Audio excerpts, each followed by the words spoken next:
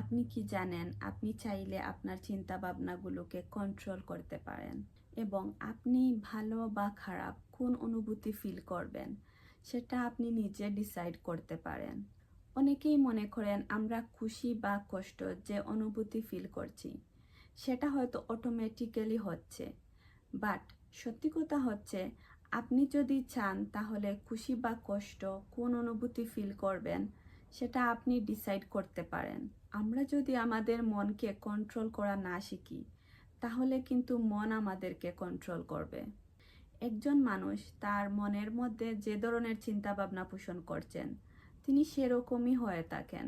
যেমন একজন ভালো মানুষের চরিত্র তার মনের মধ্যে ভালো চিন্তা ভাবনার কারণেই হয়ে থাকে এবং একজন খারাপ মানুষের চরিত্র তার মনের মধ্যে খারাপ চিন্তা ভাবনার কারণেই হয়ে থাকে। আমরা যদি আমাদের চিন্তা ভাবনাগুলোর দিকে খেয়াল করি তাহলে বুঝতে পারবো যে আমাদের জীবনে যা কিছু ঘটছে তার বেশিরভাগ জিনিসই আমাদের চিন্তা ভাবনার কারণেই ঘটছে। আমরা যে এক এক মানুষের সাথে এক এক রকমের ব্যবহার করে থাকি সেটা কিন্তু আমাদের এই চিন্তা ভাবনার কারণেই ঘটে থাকে।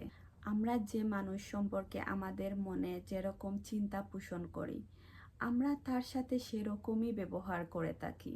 আমরা তো সবাই শান্তি চাই, কিন্তু এই শান্তিটা কিন্তু ডিপেন্ড করছে আমরা কিরকম চিন্তা ভাবনা করছি সেটার উপর। আমাদের আশেপাশে কেউ উন্নতি করছেন দেখলে আমরা খুশি হব নাকি কষ্ট পাবো সেটাও কিন্তু আমাদের এই চিন্তা ভাবনার উপরেই ডিপেন্ড করে।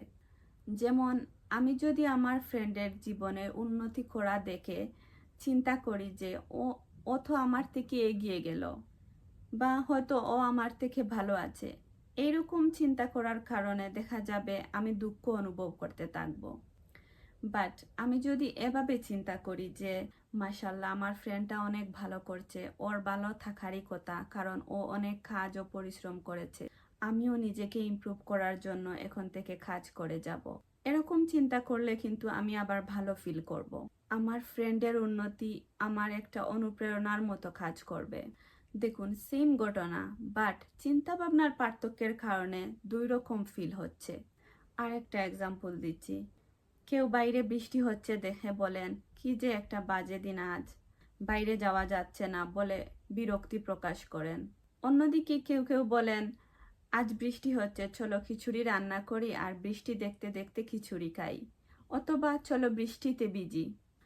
এখানেও সেম ঘটনা, বাট একজন একভাবে চিন্তা করছেন দেখে ভালো অনুভব করছেন, আবার আরেকজন আরেকভাবে চিন্তা করছেন দেখে তিনি বিরক্ত হচ্ছেন। সো মূল কথা হচ্ছে আমরা যেদিকে ফোকাস করি সেই রকম অনুভব করতে থাকি।